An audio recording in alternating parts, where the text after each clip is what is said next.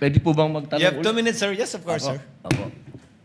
Kanina po nabanggit kanina ng isang senador na meron pong 2 kaso sa panahon ni Pangulong Rodrigo Roa Duterte na inimbestigahan niyo po, isang 150 million, tsaka ano po yung isa?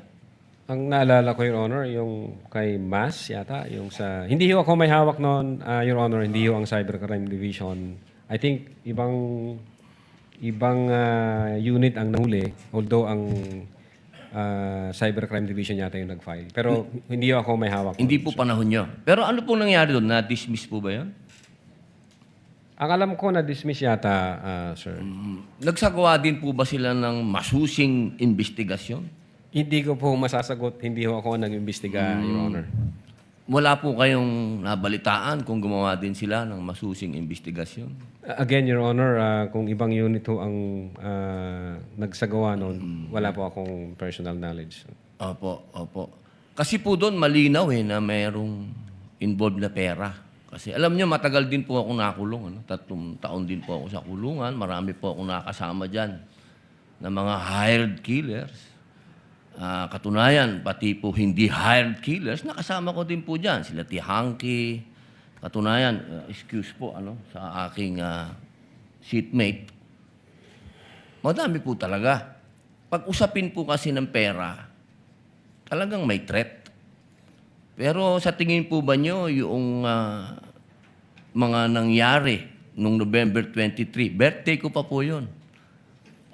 Opo. Sa tingin nyo po ba, walang involved na kahit anong pera dito, walang kahit anong threat pa rin po ba yon sa palagay ninyo? Kasi ang hired killer, pera-pera po yan, ha? Based on our findings, grave threats, Your Honor, and inciting to sedition. Meron po ba, inciting, okay. Maganda pong pag-usapan yan. Doon po ba, pagkatapos po ba nung November 23 na mga sinabi ng ating Vice Presidente, meron po bang ginawa ang ating mga taong bayan para maging inciting for sedition? Nagbunga po ba ito? Your Honor, ulitin ko po yung sagot ko. In the case of People versus Nabong, hindi ho necessary... Pakisagot na lang po kung yes or no, kung meron po bang naganap na pagkilos ang mga tao. Insofar as yung Seditious Act, wala kaming nakita, sir. Wala po, opo. Meron pa pong isang tanong. Doon po ba sa mga naganap na maraming protesta, merong trillion march, merong kung ano-anong march, nakita niyo po ba doon ang Vice Presidente? Yes or no lang po. Saan pong protesta, Your Sa Honor? lahat po ng protesta na ganap, Dilawan, Tinklawan, Duterte, ano man po. But wala akong personal knowledge, sir. Yes or no lang po, nakita niyo po ba doon? Si Vice Presidente, nagsalita po ba siya? Nagbigay po ba siya ng panahon dyan sa mga yan?